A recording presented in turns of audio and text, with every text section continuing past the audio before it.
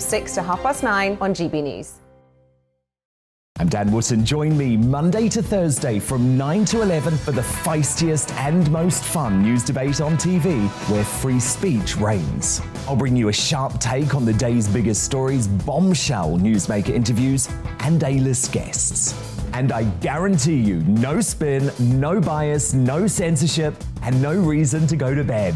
That's Dan Wootton tonight, Monday to Thursdays from 9 on GB News.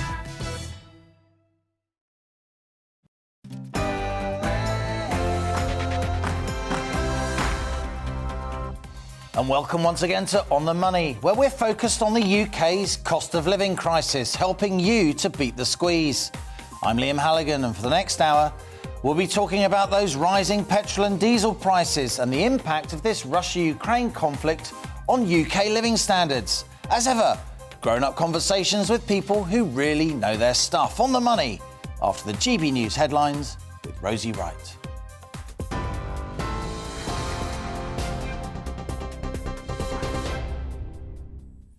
Good afternoon, it is 1 o'clock. I'm Rosie Wright, here to keep you up to date on GB News. The NATO Secretary-General says there hasn't been any evidence of a withdrawal by Russian forces close to the Ukrainian border. Well, it's after the Russian Defence Ministry says they're returning some troops after completing what they're calling training exercises. However, the head of NATO says there is some room for cautious optimism after there were signs from Moscow that diplomacy should continue. We have not seen any de-escalation on the ground, not seen any signs of reduced Russian military presence on the borders of Ukraine. But we will continue to monitor and to follow closely what Russia is doing. Well, in the UK, following an emergency COBRA meeting, the Prime Minister Boris Johnson has said that the intelligence is still concerning. But he added that some diplomatic channels are open with Russia. Now, the number of UK workers in formal employment rose again at the beginning of this year. The Office for National Statistics said the number of UK workers in formal employment rose by 108,000 between December and January. Salaries rose in the last quarter, but continued to lag behind inflation, which is at a near 30-year high. Northern Ireland's remaining coronavirus restrictions will be lifted and replaced instead by guidance today. The rules requiring face masks in public places and the need to show COVID certificates for nightclubs will be dropped. The country's health minister will make an order revoking the rules later today. People in Wales will receive extra support to help manage the cost of living crisis. The Welsh Government says they're going above and beyond by offering a package, including a £150 cost of living payment and an extra £200 for low-income households next winter.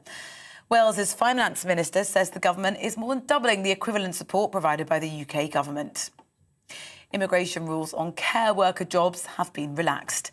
The profession of care worker has now been added to the government's list of occupation shortages. Well, this is designed to help migrants get work visas to fill jobs where there are significant staffing gaps. The social care sector has struggled to attract and retain staff. Well, tennis star Novak Djokovic says he will not defend his Wimbledon or French Open titles if the tournaments require mandatory vaccination for competitors. Speaking to the BBC, he said it was a price he was willing to pay and that he prioritised what he puts into his body over a trophy. The 34-year-old, who is not vaccinated against COVID-19, distanced himself from the anti-vax movement and said he'd had vaccinations as a child. The government has outlined more details over plans to protect leaseholders from cladding costs. They want developers and manufacturers to pay for replacing dangerous cladding in order to protect renters. If they don't address and pay to rectify safety issues, the Department of Levelling Up, Housing and Communities says they could be prevented from building in the future. Canadian Prime Minister Justin Trudeau has invoked emergency powers to end the truck protests. The government have threatened to tow away vehicles, freeze truckers' personal and corporate bank accounts and suspend insurance on their vehicles. Mr Trudeau is also going to broaden anti-money laundering regulations to target crowdfunding sites that are being used to support the illegal blockades. A study has found potentially toxic levels of pharmaceutical drugs in a quarter of the rivers around the world. The National Academy of Sciences surveyed more than 1,000 sites, including the Thames in London and the Amazon in Brazil. The research measured the presence of 61 pharmaceuticals that pose a risk to freshwater habitats and wildlife. One of the developers of the Oxford-AstraZeneca coronavirus vaccine will collect her damehood today. Professor Dame Sarah Gilbert will receive the honour at Windsor Castle for her services to science and public health. The jab has been used by more than 2.5 billion people in over 170 countries. Bristol Zoo Gardens in Clifton are going to shut its doors for good in September, having been open since 1836. They've been struggling with a lack of visitors over recent years. But all of their animals are going to move to a wildlife park in South Gloucestershire. Over the years, it helped save 175 species from extinction through its conservation programmes. You're now up to date here on GB News. I'll bring you more as it happens. Now let's return to Liam for On the Money.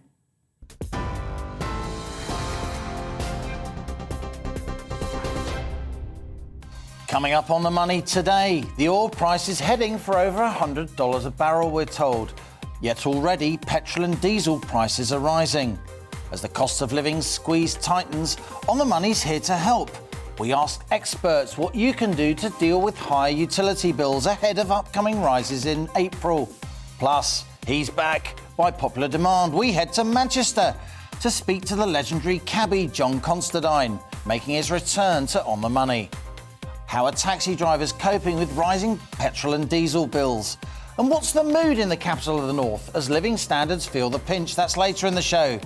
As ever, I want your questions, opinions, ideas. What do you think of the issues raised in today's On the Money? How are you coping with rising fuel bills? Email gbviews@gbnews.uk or tweet @gbnews. I'll read out some of your messages later in the show, so stay with us on GB News TV and DAB Plus digital radio. This is GB News. I'm Liam Halligan. You're On the Money.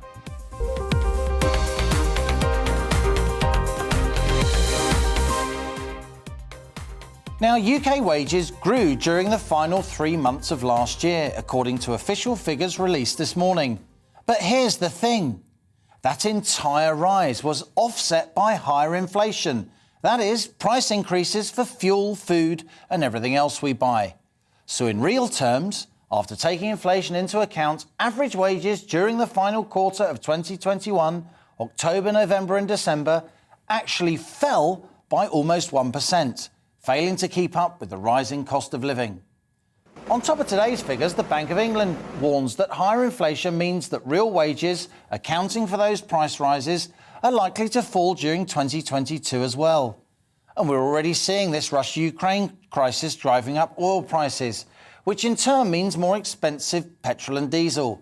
Petrol's risen to £1.48 a litre and diesel's over £1.51. The RAC says it now costs more than £80 to fill an average family car. Now, there is widespread concern about the further rise in utility bills coming in April, when the price cap set by energy regulator Ofcom goes up by 54%. Many of you have contacted me here on The Money and expressed outrage that average annual fuel bills rise to almost £2,000 a year. The government's come up with a fuel bill support package, but the council tax reductions are only limited to certain households, and for many other support measures don't kick in until October. So what can you do?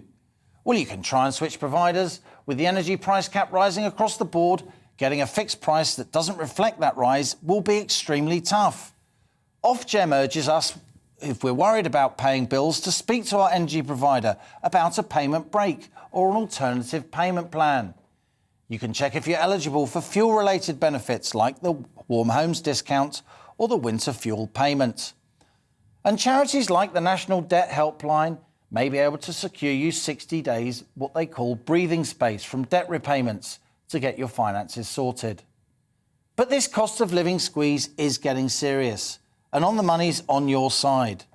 So today we're discussing once again a question of increasing importance to millions of British households. This cost of living squeeze. How can we cope with rising fuel bills?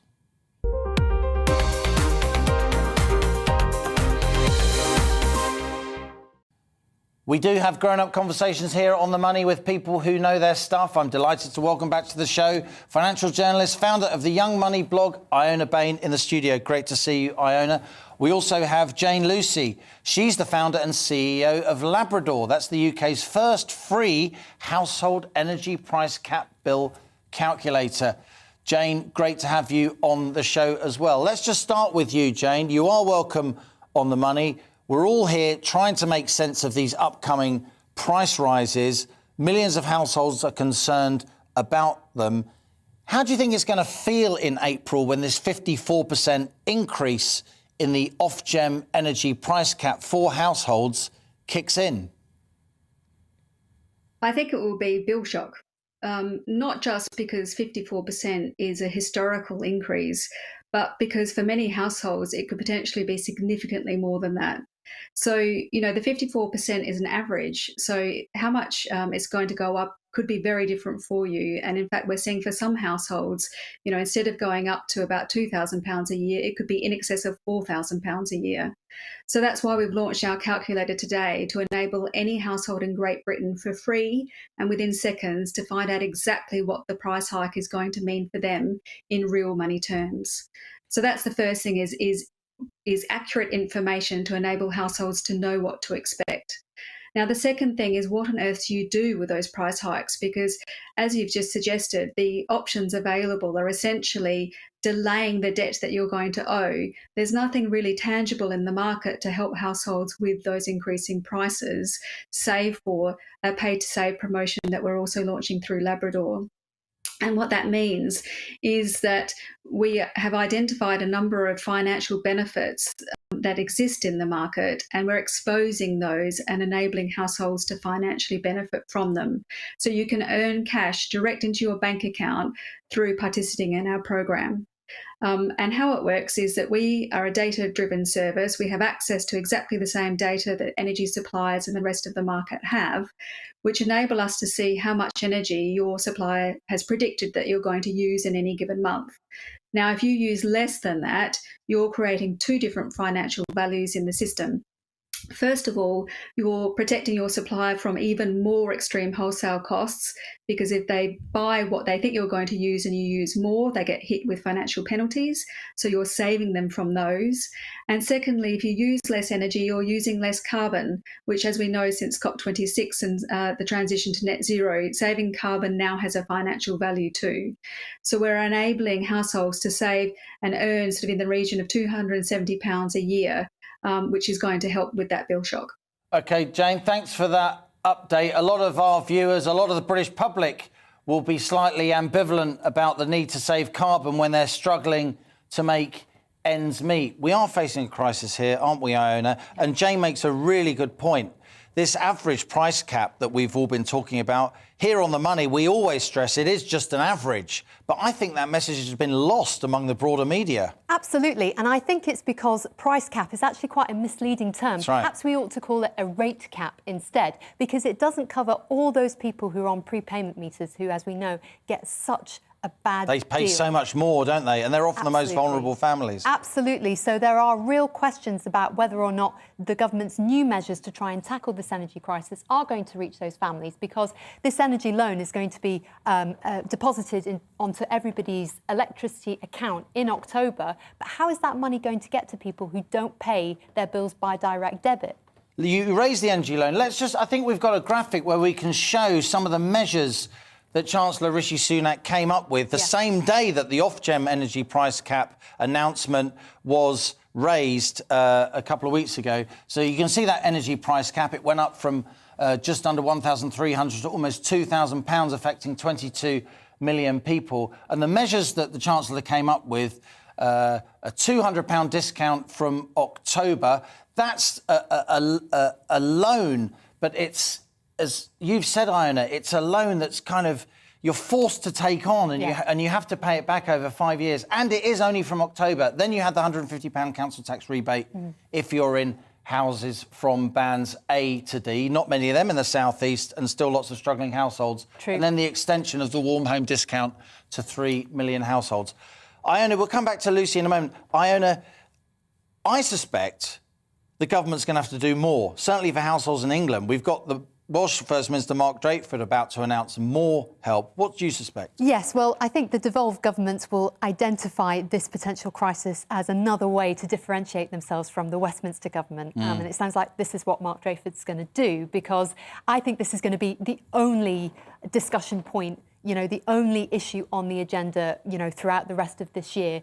It's going to be the thing that all families are absolutely obsessed about. And I think the government is going to be judged by just how much it helps families at this time. And to be fair, it is a global crisis. Britain isn't the only country. But our wholesale gas prices are a lot higher than other countries. We haven't got enough gas storage. This is true. Shouldn't we be exploiting the North Sea more? Well, there are questions there, absolutely. And I think we could have handled it much better and been better prepared for this crisis, which was somewhat predictable when we came out of lockdown. We can't just expect everything to wake up and go back to the way things were. That's just, we've never done that before. So, of course, it was going to cause disruption. Jane, let's go back to you. Your company, Labrador, is helping customers to understand the extent of these fuel bill increases almost before they come along. We know that April's going to come as a shock to many. What did you think, as somebody working closely in this area, somebody very much in touch with consumers, particularly vulnerable consumers, when you heard that government energy support package? Do you think it's enough? It's not. And the other problem with it is it's not wiping the debt. It's just shifting it over a longer period. And you know, the way that the rebates are structured, they rely on the wholesale market recovering and prices coming down. And unfortunately, there are a lot of market experts that just simply don't think that that's going to happen. So, you know, that again signals that these sort of market solutions that we're creating at Labrador are even more important, because unfortunately, sort of the government programs and what we're getting from Ofgem, the regulator, aren't actually going to deliver tangible, sustainable solutions. Very interesting. Jane Lucy of Labrador, great to have you on the show. Stay in touch with us as this fuel price crisis unfolds. We don't want to exaggerate what's happening, but we do know that energy bills for millions of households are going to go up very sharply in April, and that's why we're keeping focused on it. Now let's turn to my colleague Paul Hawkins, GBNews national correspondent. He's in Jaywick in Essex. That's officially listed as one of the most deprived areas of the country. Paul, great to have you on the show. You've been looking at how this cost of living squeeze is being felt among residents in Jaywick. Yeah, good afternoon, Liam. That's right. It's been rated the most deprived area in England, in fact, for the last 12 years. So people here, they're not just living on the edge now, they've been living on the edge for some time. We talk about the cost of living, and this is really about the cost of surviving. So food banks like this, where we are this afternoon, where we've been all morning, are doing really valuable work. You can see here, this is some of the food that's been available for the clients to come and collect. Over here, more fresh produce as well. I should add that this facility, by the way, it started out as a charity shop, so it's been doing all sorts of good things in the community. Over here you can see lots of the stuff there. That's how it started out, but for the past 18 months really, during the pandemic, it has been set up as a food bank to try and help people with the cost of living. People who are struggling to heat their homes, they're struggling to put food on the table. We can speak now to Karen Wood, who's from the Jaywick Sands Community Land Trust. Karen, very well, thank you. Thanks for speaking to us on GB News. First of all, just how important, how vital are services like this that you're providing? It's very important at the moment because of the lack of money in a lot of households, with the upholding of the rates and everything going up, the rents going up, the conditions that we have to live in. That's why we built what we've done, is to help everybody in our community feel they've got somewhere to go, that someone will actually help them. And that's what we've been doing. And it's the community that has built this themselves by donating little what they have for us to give back something for them. Yes. So we work as a team in Jaywick, and that's what I find very passionate about this little town that's been forgotten. Yeah. How busy have you been? Like, how many bags a week are you giving out? 80 to 120 a week. With the COVID, obviously, we did a delivery, so nobody could get out at that point.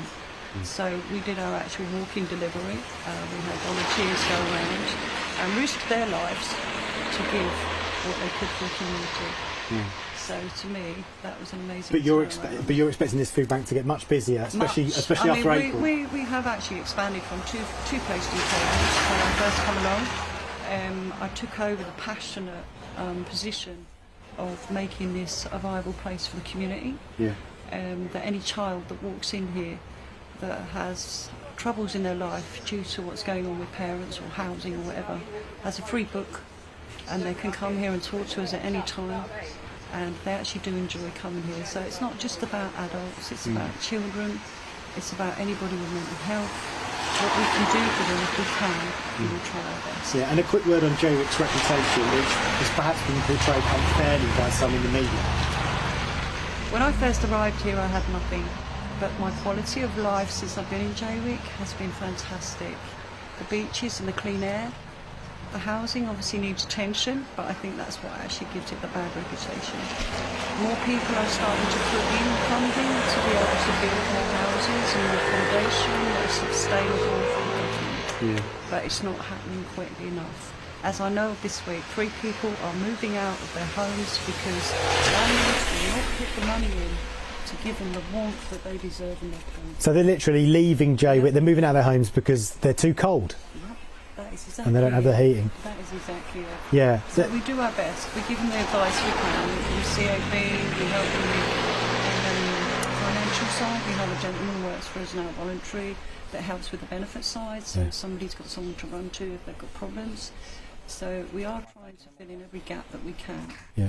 But we can only do what we can do. Yeah. And if we weren't here, it'd be a massive hole in Jaywick. Yeah, yeah, and the people Paul are amazing. Hawkins there at the Jaywick Community Land Trust, a food bank by the roadside in Jaywick on the Essex coast. This is On the Money with me, Liam Halligan. After the break, we're speaking to a much-loved Manchester cabbie about those rising petrol and diesel costs. Stay with us. You're On the Money.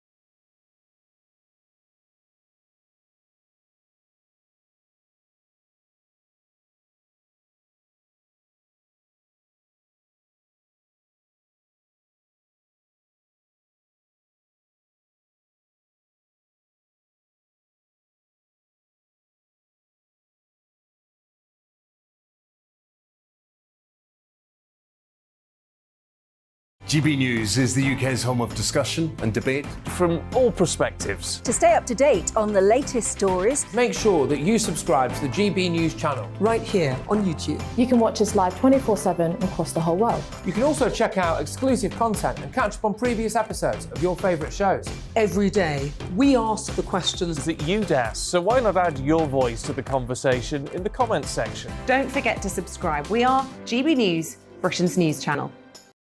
Every night at 11 on GB News, we bring you the next day's stories the day before. It's basically like time travel.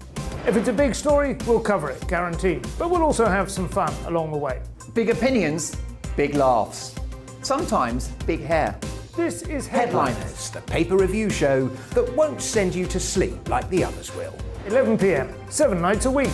Join us.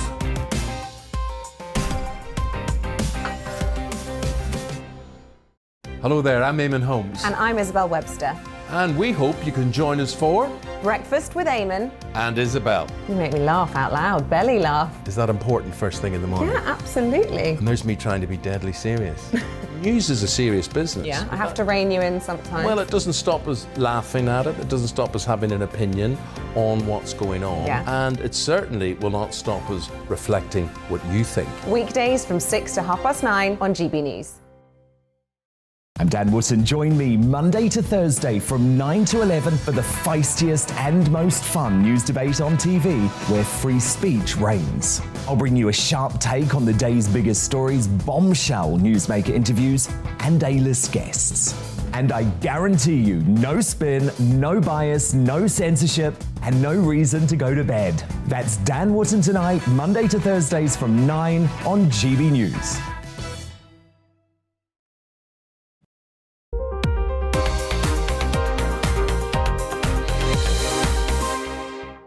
And welcome back. It's 1:24. You're on the money with me, Liam Halligan, on GB News TV and DAB Plus digital radio.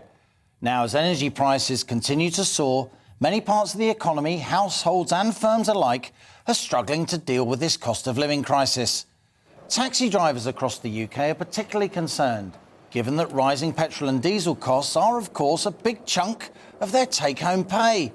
Plus, cabbies meet and talk to people from all walks of life, and in my experience often have a good sense of where the economy is headed and the state of business sentiment. So I'm delighted to welcome back John Constantine, Manchester taxi driver and the city's only green badge tour guide. He's a previous On the Money guest, and we're also still with friend of the show, Iona Bain. Iona, these rising fuel and diesel costs, it strikes me that whenever oil prices go up, the price of petrol and diesel go up, but when oil prices go down, the price of petrol and diesel stay the same. Am I being too cynical? No, I don't think you are being too cynical. But I certainly think that this is really adding to that sense of households being squeezed right now. And, you know, the advice that I would give is just to be a more sensible driver, if possible. Obviously, ease up on the accelerator, you know, change between gears slowly. And for goodness sake, do not use the petrol stations on the motorway, because those are an absolute rip-off. They're always the most expensive, aren't they? And They double are. up on your journeys. Try and, you know, car share with a friend. Yeah, absolutely. And also the supermarkets, generally speaking, do tend to offer a better deal, although there are questions about whether the supermarkets are going to take this whole situation into account and maybe, you know, not keep so much of the profits that they normally would do. And I'm a little bit cynical as to whether that will happen.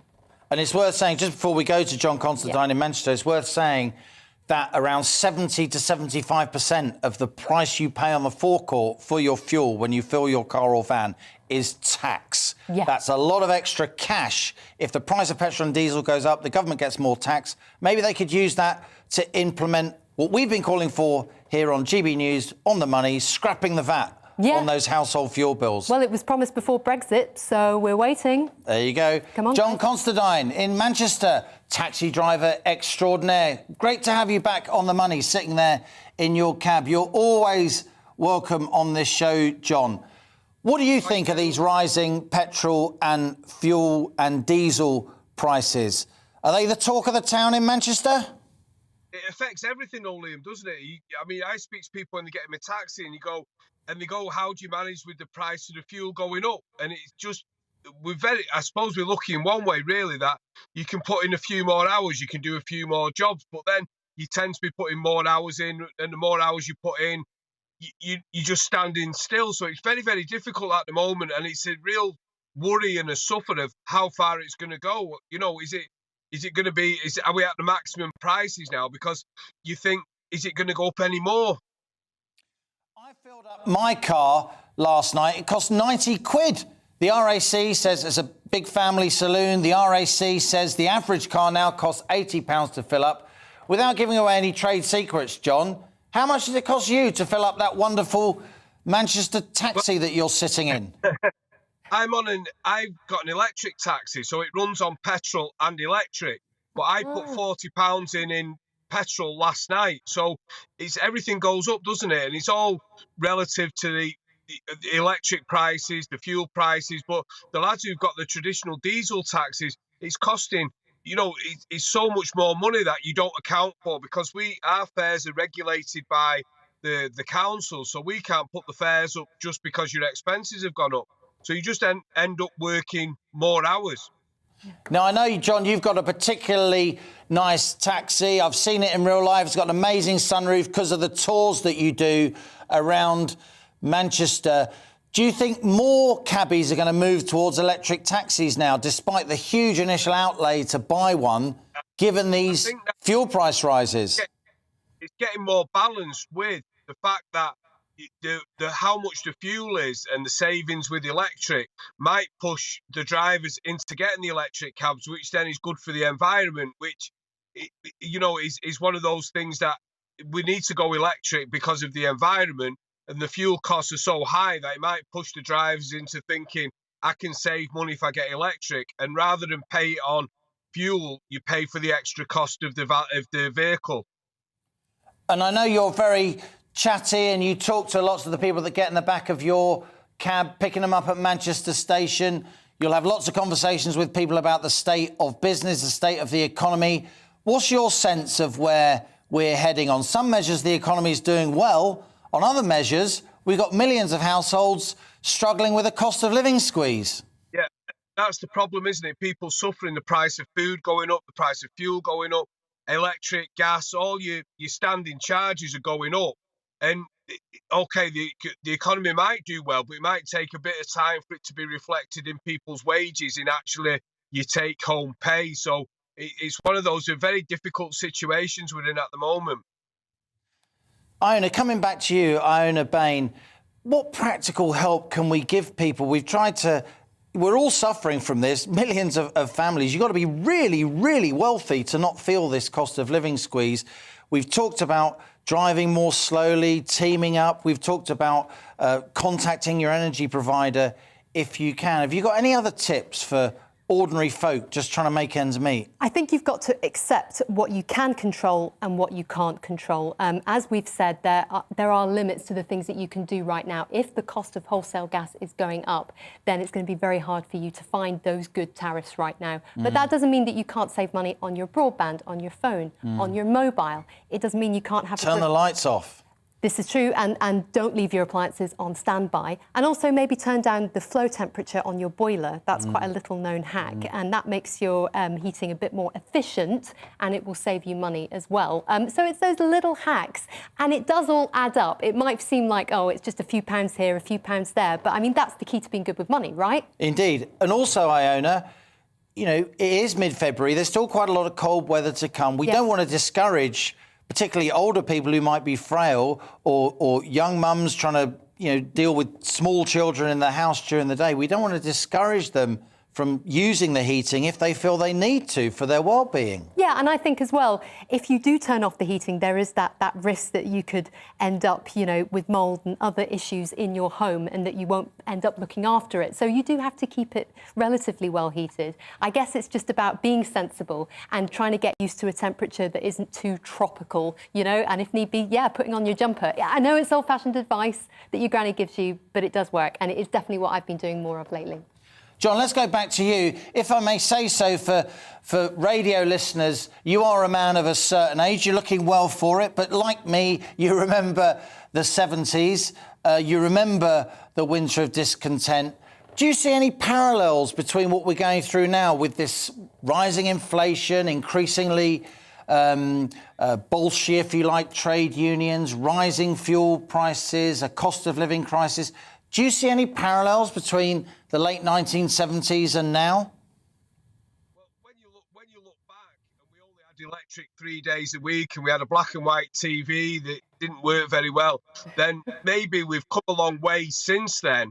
But it's very expensive at the moment to live, and I've never known anything as expensive as we are at the moment. Everything just seems to have gone up so quickly. Tell me when. And so much that we just don't know where it's going to happen, do we? We haven't got any great direction in OK, we're going to get some help with the fuel prices, but are we? We don't know, do we? And it's really, really difficult at the moment. And that has a knock-on effect to everything else, doesn't it? That if fuel prices go up, if, like, say, the taxi fares have to rise, people will get less taxes. So then it's a knock-on effect, isn't it? People won't go out as much, so you won't have as much business. So it's a very worrying, stressful time at the moment. John Constantine, we've got to leave it there. Legendary Manchester cabbie. Come back to London and see us soon. We'll be visiting you virtually in Manchester. And who knows, I'll be getting on the train to take a ride in that cab of yours. You can show me where Old Trafford is. Iona Bain, thanks for staying. I think you're going to stay with us. Let's go over to the Senedd in Wales, where Welsh First Minister Mark Drakeford is taking questions. Here he is. And he was a commissioner who was opening to listening to people and to provide constructive support to them. He was a sincere, warm man who was full of humour. We are greatly indebted to him for his unstinting service and for his friendship. His passion and commitment to the Welsh language could not have been beaten. As an organist in chapel or the chair of governors at Ysgol Morgan Llwyd, his local community in Rhos was so very important to him. And despite his busy schedule, he always supported that community.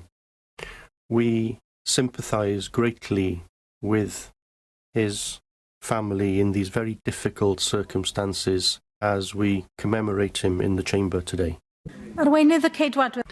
Leader of the Welsh Conservatives, Andrew R.T. Davies. These are the type of moments that you never really wish you have to do, or if you do them, someone's had a good, full and active life and lived to a good age. Aled lived a very good and active life, but he's been taken away from us far too soon at the age of 59 years. It is a case that Aled was a facilitator in life, whether it be the legal profession he trained to go in from Aberystwyth University or the politics he espoused. And we weren't on the same side of the aisle, but he definitely was someone who reached out across that aisle to reach consensus and build a better Wales. And whether he was a councillor in Wrexham and leader of the council, or indeed here as an MS for the term that was 2011 to 2016, he certainly worked across party to make sure that we could reach that consensus to build a better and stronger Wales. And in particular, the work that he undertook when he left this place and getting appointed as Welsh Language Commissioner reached into the communities, the length and breadth of Wales to increase the uptake of the language. And as I said in my opening remarks, he has been taken away from us far too young at the age of 59. But to be taken away from your family at that age is even more of a cruel blow. And I'm sure we all reflect on the trauma that has created and the grief that has created for Llynos and the children and the wider family. And we send our kindest regards and condolences to them at this most difficult time.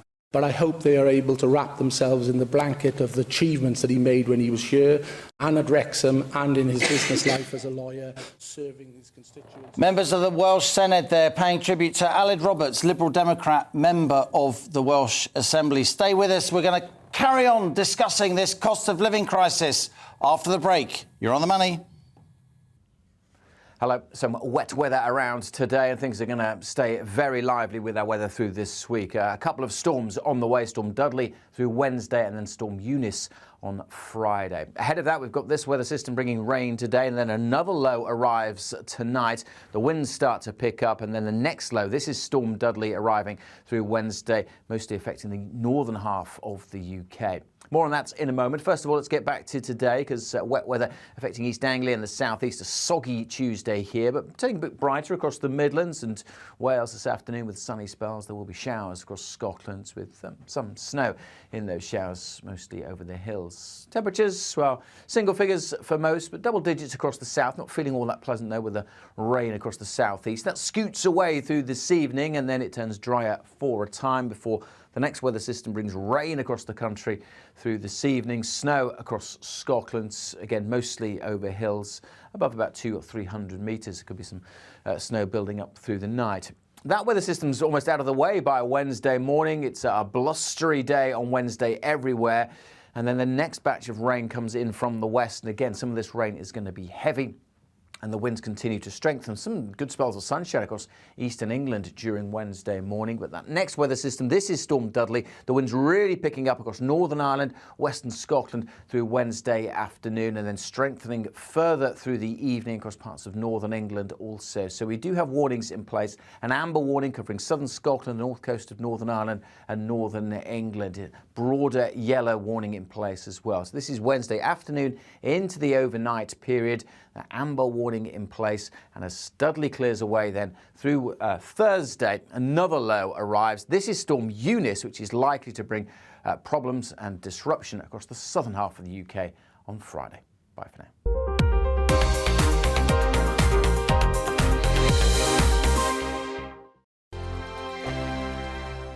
GB News is the UK's home of discussion and debate from all perspectives. To stay up to date on the latest stories, make sure that you subscribe to the GB News channel right here on YouTube. You can watch us live 24/7 across the whole world. You can also check out exclusive content and catch up on previous episodes of your favourite shows. Every day, we ask the questions that you'd ask, so why not add your voice to the conversation in the comments section? Don't forget to subscribe. We are GB News, Britain's news channel.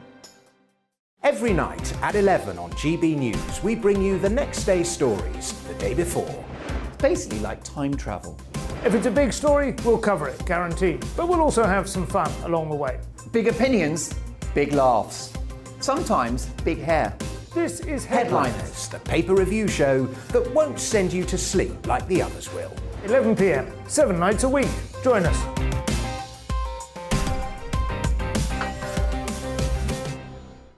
Hello there, I'm Eamon Holmes. And I'm Isabel Webster. And we hope you can join us for Breakfast with Eamon. And Isabel. You make me laugh out loud, belly laugh. Is that important first thing in the morning? Yeah, absolutely. And there's me trying to be deadly serious. News is a serious business. Yeah, I have to rein you in sometimes. Well, it doesn't stop us laughing at it. It doesn't stop us having an opinion on what's going on. Yeah. And it certainly will not stop us reflecting what you think. Weekdays from 6 to 9:30 on GB News. I'm Dan Wootton. Join me Monday to Thursday from 9 to 11 for the feistiest and most fun news debate on TV, where free speech reigns. I'll bring you a sharp take on the day's biggest stories, bombshell newsmaker interviews, and A-list guests. And I guarantee you, no spin, no bias, no censorship, and no reason to go to bed. That's Dan Wootton Tonight, Monday to Thursdays from 9 on GB News.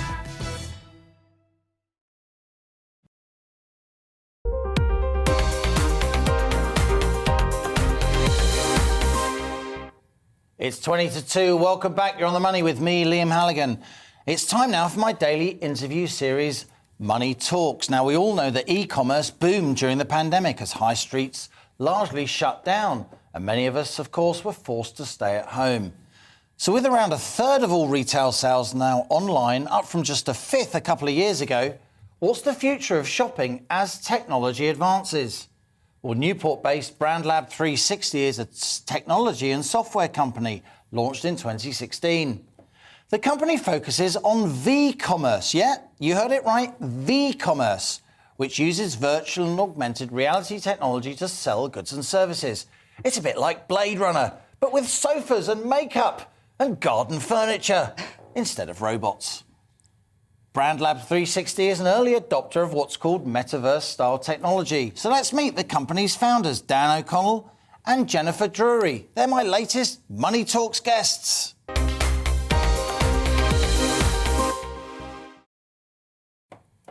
So grateful you've come into the studio, up from Wales. A bit of a Welsh theme to the show today, and I'm going to be off to Cardiff soon. I can exclusively reveal to present On the Money. Tell us about how the business came about. Well, BrandLab was originally a provider of software services for the fashion industry, the wholesale fashion industry, where fashion brands would sell their product online with e-com style tech to their retailers buying ahead for their forward collections. Our move into the metaverse style stuff was from feedback from fashion buyers. They needed to be able to, one, replicate that human experience of being together with their sales rep. But more importantly, they needed to do what they do in real life, which is pick up items from from a collection, maybe of thousands of pieces, and merchandise a rail of 20 or 30, and imagine it in their store. We realised there and then the only way to achieve those type of real life experiences was gamification, virtual reality. So we set about building our platform. 3Ds and almost hologram style images.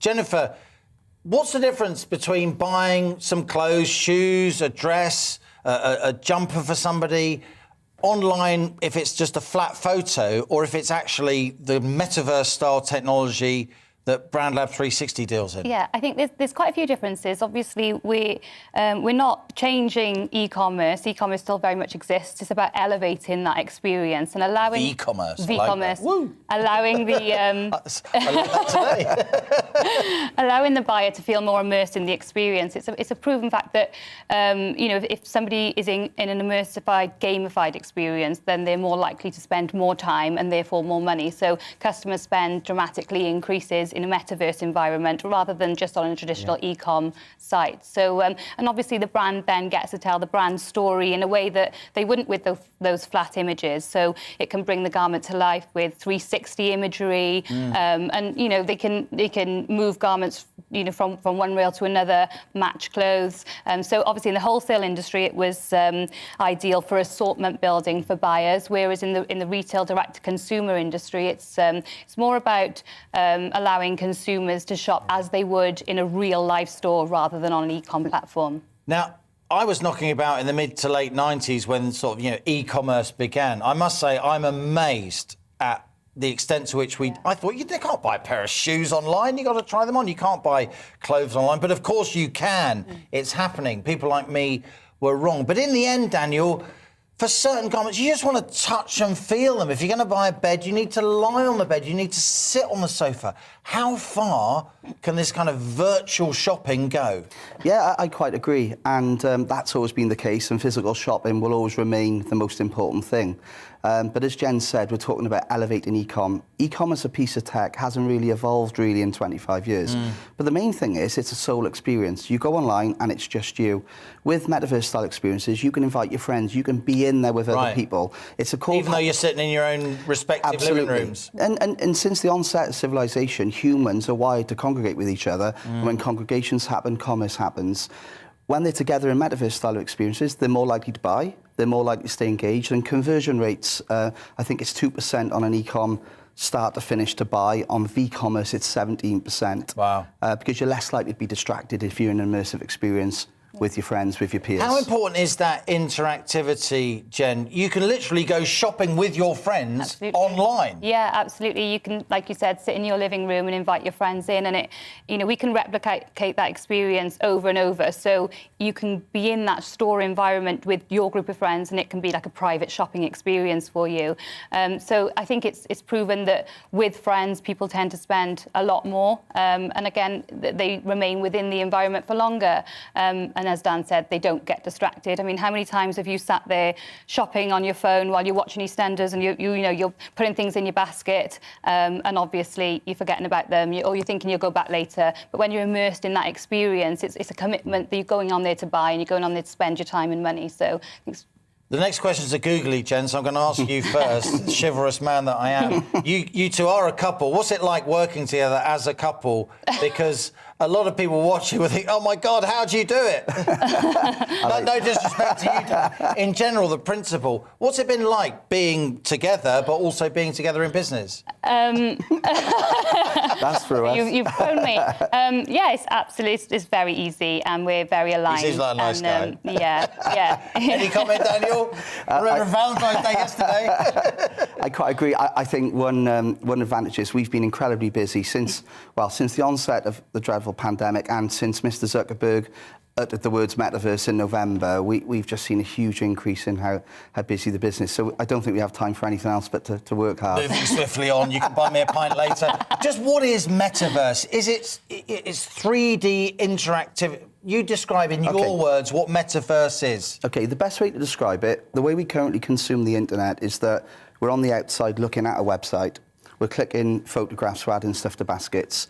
In the metaverse, you're inside of that website. You're moving around, you're interacting with others. And as Jen mentioned earlier, in fact, we're able now to stream photorealistic graphics and have hundreds and thousands of people in the same environments. They can congregate product launches. You can meet digital twin avatars of influencers who can walk up to you as you walk through the store and take you to a pre-assorted rail of clothes they've recommended for you, which for someone who hates shopping like me, Liam, is a great thing. I can't believe you hate shopping. Jen, it sounds like a really interesting business. We wish you all the best of luck, but I have got a bit of a sting in the tail, if you don't mind. Look, people getting together on the high street, in the market square, that's such an important part of our communities. Across the UK, not just the cities, but particularly the towns, the smaller towns. Yeah. Aren't we at risk of losing something precious here as the online shopping experience gets more and more and more sophisticated? I think people will always do that. As Dan said, people are wired to congregate and to be together. I think what we're doing as a company is actually a positive thing, because if you're shopping on e-commerce or you're just browsing a website, then you're not interacting, whereas we're almost overlaying that experience with an interactive and community experience. And, so you're trying to augment rather than place. Yeah. A bunch of friends getting together on a Saturday afternoon for a shop, a coffee, a natter.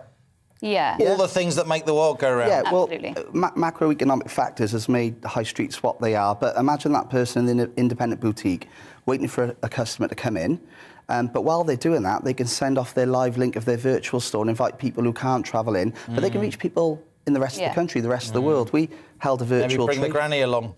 Absolutely. Really? We held a virtual trade show where a store owner in Philadelphia bought a small order, admittedly, from a London small emerging brand. Now, would that buyer have flew over to London to go to a trade show to do that? No, but they can click a link and in 5 seconds they were interacting with that customer. It can bring people together, and it's kind of a real cascading cultural shift happening at the moment with the metaverse and the way people are consuming the internet, and it's happening way faster than even we thought, and we've been doing this a long time. From e-commerce to V-commerce. Daniel O'Connell, Jennifer Drury, founders, co-collaborators, partners of Brand Lab 360. Great to have you on Money Talks, and all the very best of luck with your business, and great to have some Welsh accents on the show. Thank you so much. Lots of you emailed me on the cost of living crisis and beating the squeeze. Here are some of the thoughts of GB News viewers. John says, being a pensioner, age 65, I'm dreading the increase from my energy provider in April. They've told me what my increase will be. Robert says, the media typically discuss gas, petrol and diesel prices, but why is there rarely mention of heating oil, as many are still dependent on this type of fuel? Good point. Noted. Anne says, hi Liam. Hi Anne. We get help with our council tax. Will this affect the proposed rebate of £150? Good show. Thanks, Anne. Mark says, I take my meter reading weekly and I control what I spend. This year, I've already saved over 1,000 kilowatt hours just by not setting heaters too high. Plus, I have a new frost-free rated fridge freezer. If you know what you are using, then your supplier will find it difficult to overcharge you. Very good advice there. Thanks to all of you for all your emails and tweets. Do stay in touch with us here on The Money as we help you tackle the cost of living squeeze. So many of you have got us in touch with us about this cost of living crisis. So I wanted to finish the show with just another little section with Iona Bain, friend of the show, founder of the Young Money blog. Iona, a lot of the viewers and listeners to On The Money reflecting the advice that you gave earlier. It sounds a bit boring. It sounds a bit, patronising. But, put a jumper on, look at the heating that you're using. Turn off the appliances that are on standby. I think a lot of people are going to start doing this. Absolutely, just be sensible. And to come back on one of the questions that was submitted there, if you get help with your council tax, then yes, you will still be entitled to the rebate if you live in the council tax bands A to D. And some people qualify for a complete council tax refund, and they will still get the rebate. So that's good. Those households will be particularly helped by that policy. I think it's fair to say that maybe the whole council tax measure is going down better than the energy loan scheme, That's right. which seems to be a bit more tricksy. And I do wonder whether the Chancellor's going to have to rethink that one. Let's just go back to that. So we showed the graphic earlier. The £150 discount on council tax is a one-off discount. It's a grant, if you like. You won't have to pay that back.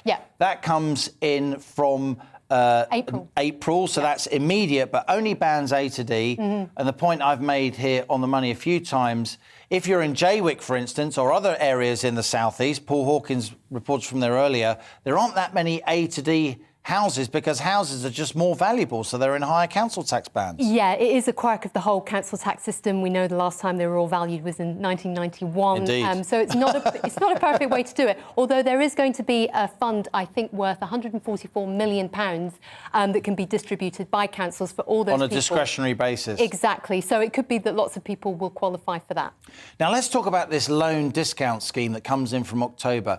When Rishi Sunak announced that, I was up in Blackpool. We were presenting On The Money and other GB News shows from a so-called red wall seat.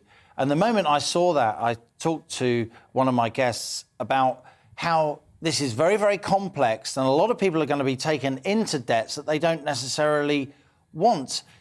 It strikes me this is a very complicated policy by the Chancellor. It doesn't come in for quite a long time. And lots of people, rather than saying thank you, are actually complaining about it. Yeah, which is inevitable. I mean, you are not going to come up with a policy that's going to please everybody.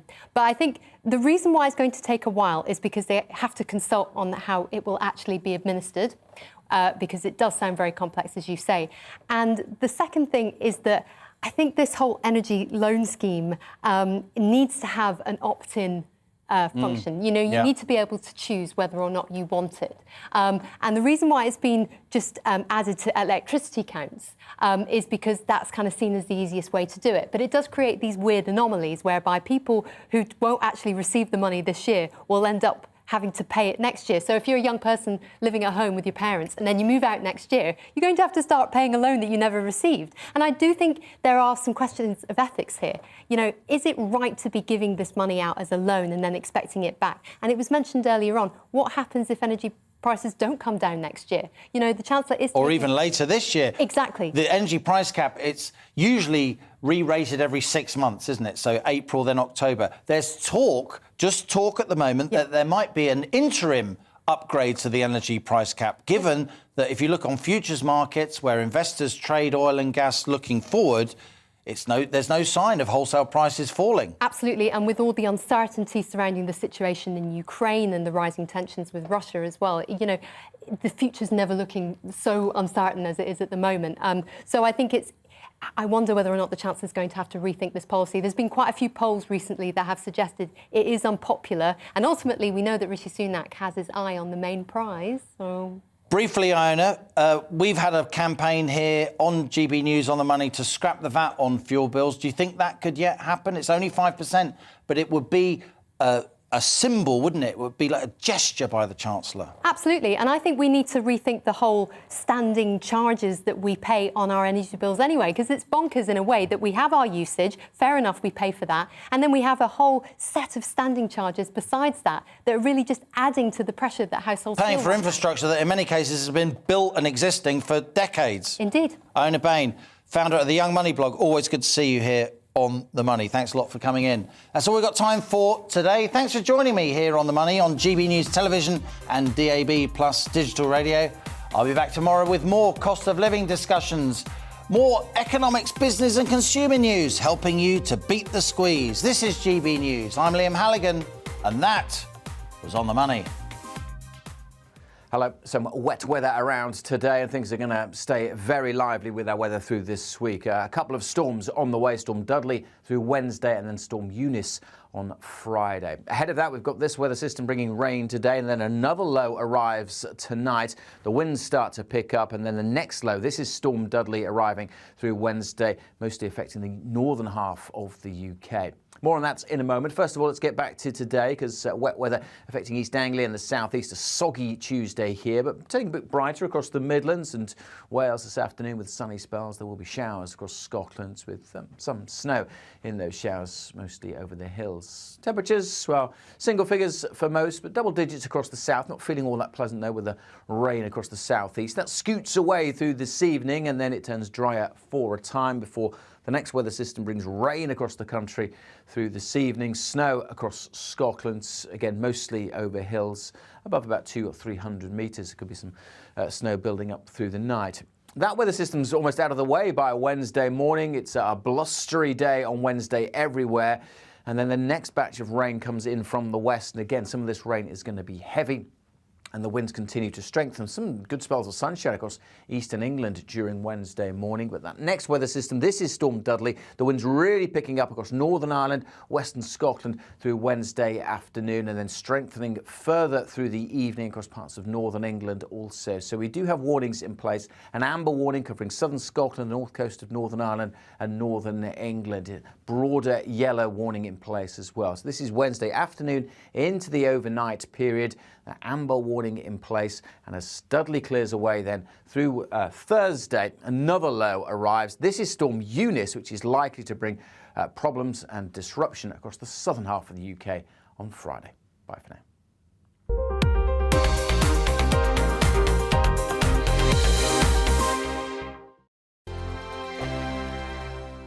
GB News is the UK's home of discussion and debate from all perspectives. To stay up to date on the latest stories, make sure that you subscribe to the GB News channel right here on YouTube. You can watch us live 24/7 across the whole world. You can also check out exclusive content and catch up on previous episodes of your favourite shows. Every day, we ask the questions that you'd ask, so why not add your voice to the conversation in the comments section? Don't forget to subscribe. We are GB News, Britain's news channel. Every night at 11 on GB News, we bring you